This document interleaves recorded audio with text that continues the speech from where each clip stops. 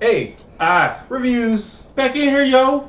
Incredibles 2. Dose. Dose. Incredible jersey, yo. Pin power. Still pretty incredible. All right, so let's start off right off He's the my bat. superhero. 14-year hiatus.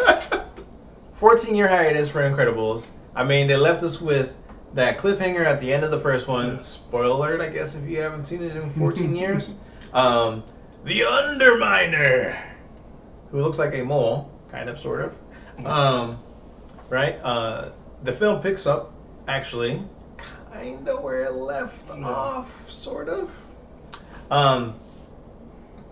After waiting 14 years, did you have a lot of hype behind it, or just a little bit of hype? Because I had Clearly he has hype. I had a lot of hype behind it. He had a lot of hype. I'm not a huge, he knows me, I'm not a huge animated film person. So my hype wasn't the same level as his. So I went in there kind of just like, all right, let's see what they got. You know, no preconceived hype behind me. So one of the biggest things for me, I was definitely expecting the animation to be a whole lot better. One of the things that, I don't want to say it was revolutionary, however, it made huge strides in animation. I mean, the first one came out in 2004. Yeah. I thought it was one of the more well-animated Pixar films. Probably one of the best ones that we saw because it added a touch of realism with a cartoonish style. And happy to report, it literally has the same like animated recipe, except for they did really good. Like the water in this, oh my goodness, was really well, really well. Hair follicles, separation of hair was really good. Obviously not like 100% perfect, but that's clearly not what they're going for. They're going for a large touch of realism with buildings, basically all the inanimate objects basically in the world. Make it look better. And then the people, very cartoonish caricatures type kind of faces, but huge emphasis on their facial emotion, right? Yeah, just big time. Yeah, big time, which was really good. I really liked it. Now, would you say that this one stuck to the formula, or did it go off the wall and it was daring? Without giving away too much, of course. So like, to me, it still felt like a little normal superhero movie to me. Mm-hmm. Like it didn't really feel like, oh, this is something new that I haven't seen.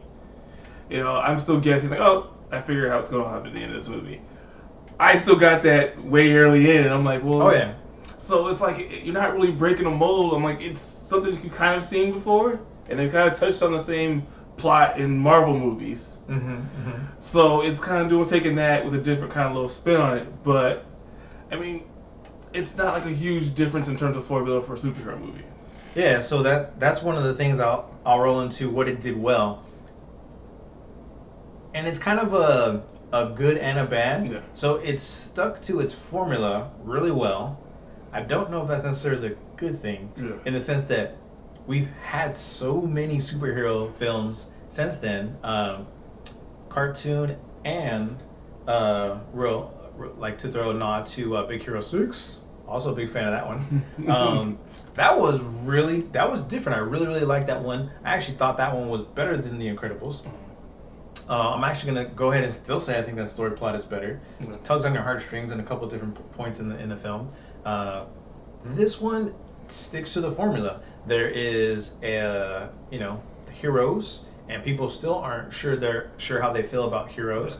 And the film kind of goes in a direction to tell you how society may or may not end up feeling about heroes. Not too much different from the first one. You would have thought after 14 years, they maybe would have mixed it up just a smidge. Just a smidge. In the first film, Mr. Incredible is the focal point. And then the family is kind of the dynamic around that. In this film, Elastigirl is the huge focal point of this one, with the family kind of being the dynamic duo of the kind of the recipe for this film, which it works. I think it could have worked better than what we saw. So that's what I felt it did well and then didn't do well. Or anything you specifically want to say that you thought it didn't do well? I don't think Not giving away too much. I don't think it's specific in terms like that's not spoilers and things like that. I mean, like I said, I'm not a huge animated movie fan, so a lot of its stuff is like I felt like I wanted to see a different plot, like something go in a different way. Like if you're gonna, basically treat the storyline that they have and the society towards superheroes, I'm like that's basically been covered in at least 3, 4, maybe 5 different superhero movies already. At this point, give me something different. Give me a different take on that at least. And then they didn't really do that. They kind of just gave the same kind of story and then just added a villain that kind of fed off of it. Yeah. They did add a villain that was kind of more relevant to today with a screenslaver. I know if you've seen any trailers, you know that that's one of the main villains that they hint at through trailers. So that's interesting that they went that way to try to make the villain relevant. Don't know how much more that added to the overall plot. Like it was interesting. I don't know if that's the best villain that they could have produced, given what we had in the first film. Now, was it too long of a wait to make a sequel? That was the biggest question I had personally. And probably I would wager a lot of you, shout out to the international fans out there who love watching our videos. That was one of my biggest things. It was kind of well received everywhere. Yes. But was it too long, Ian? That's the question on a lot of sequels. But everyone wants to see a sequel, especially if you love the movie. It doesn't matter how long the wait is. You're gonna want to see that movie. I mean, hell, how long is the wait between for Star Wars? I mean, how long the wait is between the sequels? Yeah. So I mean, people want to see it. People are still cramming for other movies that haven't had a sequel or aren't talked. They're still hoping, hey, I hope they just do one more. And everyone kind of wants that one more. So it's never going to be too long of a wait, but if it's that long, they're going to expect so much more the more time passes. Yeah, the anticipation builds, the fact that they're taking more time. I know myself, I start to think, well, if they're taking this much time, they're probably doing it right. Now, doing it right could be different for me, could be different for you. Yeah. I honestly think, though, that's how a lot of people feel. Is that, would I be safe to say you kind of share the same sentiment? Sometimes, yeah, you expect, if you're going to take a while, do it right. Mm-hmm. And a lot of times, it's never really that. It's just they don't really feel like making another movie, and then they decided, all right, we'll make one, and then they just put it out. And then it gets rushed. Yes. And we're like, Solo. Looking at you, Disney. So our final thoughts on this one. Final rating, we always do between 1 and 5. 5 being amazing. 1 being, what do we see? I will start off. There you go. I'm going to give this a solid 3 out of 5. Ooh. Solid 3 out of 5. If you loved the first one, or at least liked the first one, I 100% feel you will enjoy this one as well. There were a few things in the film that I will say that I did not like. They kind of sexualized Elastigirl just a smidge. I don't know if you noticed or not, there was lots of angled animation for her nether regions and a lot of breast shots. There's a few scenes where they actually jiggle unnecessarily. I don't know if you picked up on that or not. I wasn't looking. Because the girl next to me said, "Are her boobies bouncing?" And I was like, she noticed it too. So I don't know if that was intentional. They want realism. I'm gonna say it probably was. So I don't know if that was supposed to be like a running joke for Elastigirl since she's elastic or what have you. I just didn't really understand what that was really doing for the plot. So yeah. How about you? 3. 3 same for me. It didn't blow me away, but it wasn't like horrible. It was entertaining. I can sit through it. I didn't have a problem with it. I didn't start dozing off on it. It kept you engaged with the movie. So I gave it a 3. Okay, solid 3. My solid 3. I don't know if your solid 3 was like you said. It did keep you engaged. There were definitely some great comedic moments, which we're going to talk about here in the spoilers. I don't want to give too much away about it, but there's some great stuff. Jack is amazing. They could literally probably do one just with him by himself, and they would do great. That's a slight hint at what I'm gonna talk about in spoilers. So yeah, a 3. I don't really think there's nothing really big coming out this weekend. So Disney, hats off to you on choosing this weekend for your return. There's Tag. If you want to see So Tag. there's really nothing else coming out of the box over this weekend. Hey, I'm actually interested in seeing Tag. I'll probably see it this weekend also. So that's more for adults. That is so true. for family films, That's true. Which we are going to do a review on Tag. FYI, I plan on seeing it and putting one up on that as well. But that's going to do it for Incredibles. We're about to get into spoilers, so if you don't want to hear any more, change it. Spoilers! Here they come. They all died, man. That's crazy. Oh my gosh, great! Except for Jack, who is apparently invincible. Yes. What? Crazy talk. Just kidding.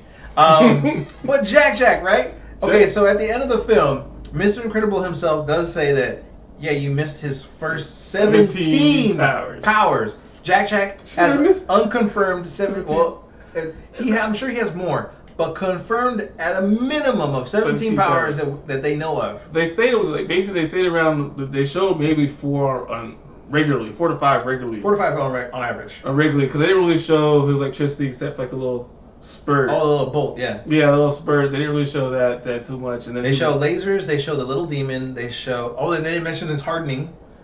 Yeah. Right when he goes silver, they don't actually show that in the film.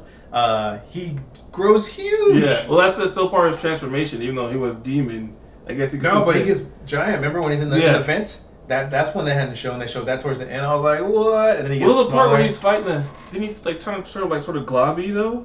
That's another one, yeah, where he was like stick mushy, and the raccoon was just doing stuff, and it couldn't hurt him. Yeah, him and that raccoon fight though. That fight was great. I feel like awesome. When he was giving him the work, he was giving that raccoon in the business, man. I was like, is he not gonna kill this little thing? He's hitting it kind of hard. And then I thought he set it on fire. Oh, the part where he turned the raccoon's like, really? Raccoon was like, and he's like stuck to the lawn chair. Oh my gosh. Oh man. So, like we said earlier, Elastigirl is the focal point of this film. Her story was okay. Like, her focal point story, and then like chasing the villain, I was kind of like, eh. No lie. The moment they introduced that company that wanted to hire them as super, I was like, they're the villains. I was like, they're the bad guys. Which was no different than the first one. You're like, oh, okay. So Syndrome is the bad guy. I mean, they didn't really hide it that much in the first one, so you kind of knew already who was going to be the bad guy. I could tell from the start, I was like, it's one of them two. I just wasn't sure which one, but I knew it was one of the two of them. By the time I introduced the sister, and then she started talking about how she's the one that makes the gadgets, I was like, it's her. Like, she. Well, I thought it might have been both of them, and then he was using her gadgets. When they started talking about, when she started talking about, they had that conversation about control and stuff like that, I was like, oh, no, it's her for sure, because she feels like her devices have more of an influence on the world. I was like, it's got to be her. And then, of course, just before she reveals herself, and they have that conversation briefly about how people are crave easy, comfortable lives, and they just want things given to them. I was like, oh, it's 100% her, 100% her. So, spoiler alert, she's the villain. We're already past that part. If you're still here, so, man, what did you think about their usage of Frozone? Just like in the first movie, they didn't really use him. I mean, he's kind of just like in for a second with a comedic moment with his wife that you don't see ever, and then that's it. And he came in. I guess this one they use him a little. His name is Honey. Yeah. Interesting enough. They used him a little more just to kind of justify paying Samuel L. Jackson, but other than that, he doesn't really have a real impact on. Which is crazy because the moments they use him, he's crazy OP. Yes. Oh my gosh. Okay, so he's creating. He can turn the air into ice, basically. Yeah. Right? I believe that's his actual power. I think that. Which is same as Iceman. You can do the same thing.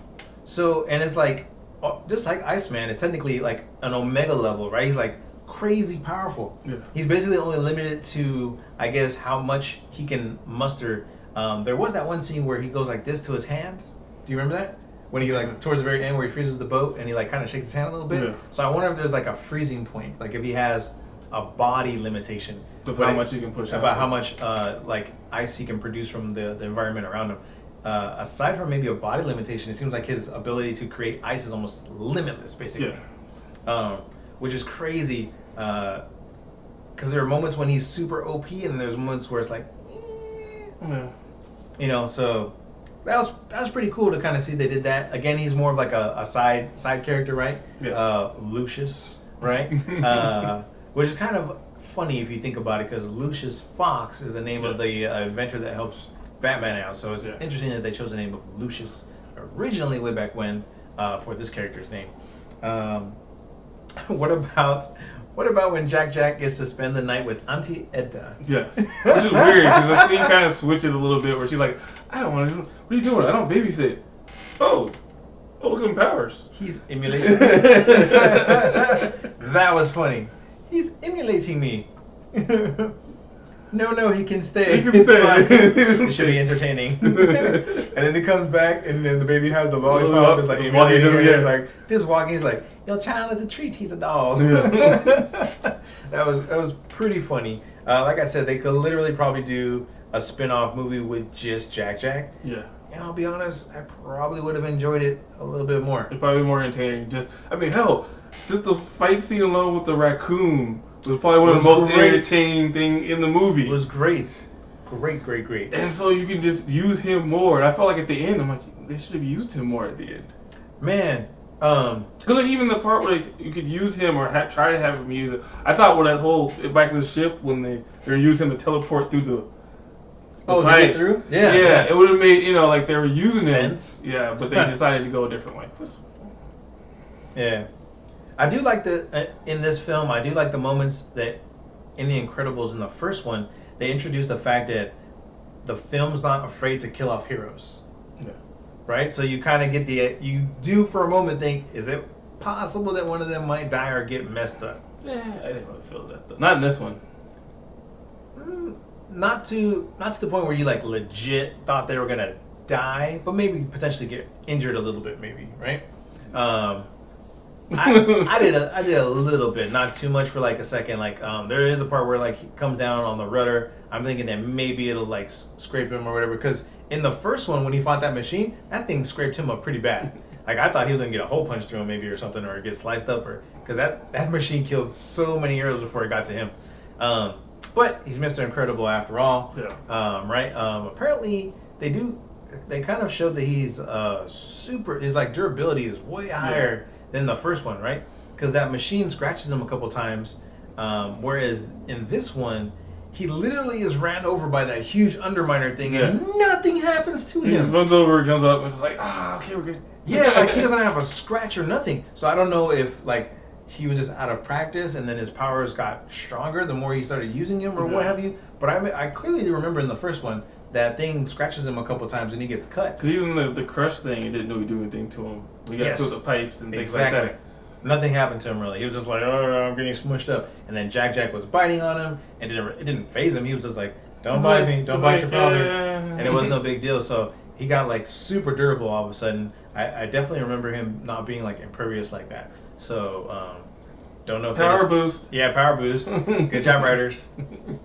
Aside from that, I can't really think of anything else that I would like to talk about in spoilers at the moment. Can you think of anything else you want to mention spoiler-wise that you really liked about it? Yeah, I mean, at this point, there wasn't a whole lot besides Jack. I mean, they tried to do the other kids, and it just didn't really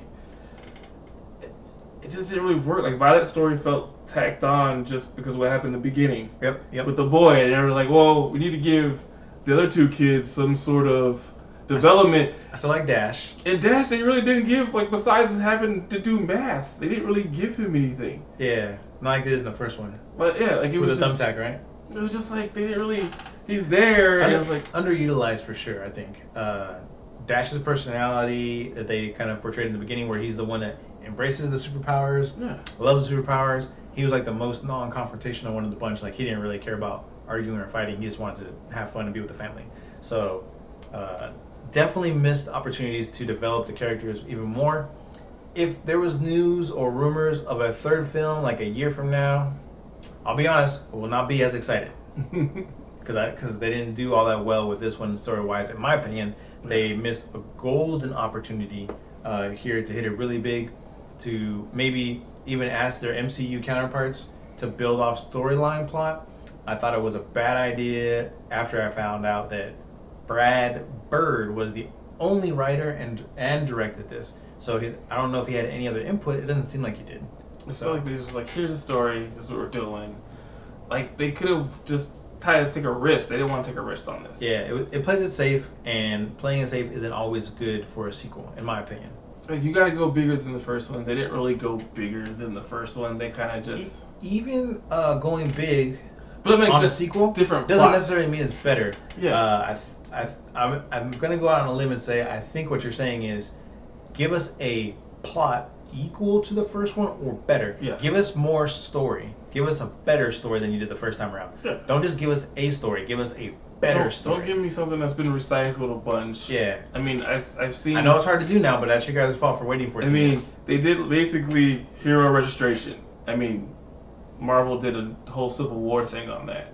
In the comics, and it was before your movie came out. Yes, they did it in the comics, and then they did a movie.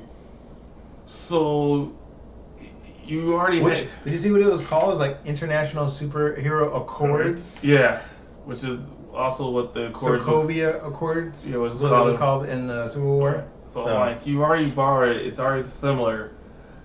Marvel's done it so much. Why not go an area where Marvel hasn't gone? Exactly. But they decided to go right where Marvel. I mean, if you're gonna go what Marvel did, you have to do better than Marvel. And Marvel turned into a Civil War. Theirs just turned into people accepting supers. People liking superheroes. A low-budget X-Men at its best. Yeah, I mean, it's kind of like the mixture of X-Men and that. Yeah, like the low-budget. But it was X-Men like at best. even then it was like they didn't. In X-Men, at least the people didn't like superheroes. This one, people liked it. It was just the governments didn't like superheroes. It's really weird. Like all the regular people are like, "Yay, thank you, we love you," and then they're like, "You're banned by the government," which too much collateral damage, yo. Yeah. Not to be confused with that Tom Cruise movie and Jimmy Fox. But once again, that was the story of Marvel, where they pulled up how much collateral damage, and then Tony Stark was like, "Well, this every time we save the world." Right. So, all right, we can keep going on and on. We're gonna cut it off here, though. I think that's enough spoilers for you guys, if you're still with us. Okay. Once again, thank you so much out there to the international family out there. We do look at our statistics on who's watching us. So thank you out there. You are our most watched viewers. Viewership. Our viewership is mostly from international people. Was it a mix of California and New York? Yes. Yes. So thank you out there to everybody. As usual, like, subscribe, comments, let everybody know. Share it. AR reviews. To everybody. Everybody. And we'll have another review of, what is it? Ocean's 8? Well, Ocean's 8 and Tag. Ocean's 8 and Tag. And I will probably end up having to do a solo one of Hotel Artemis. Yeah. This guy didn't see it. I saw Ocean's 8. So did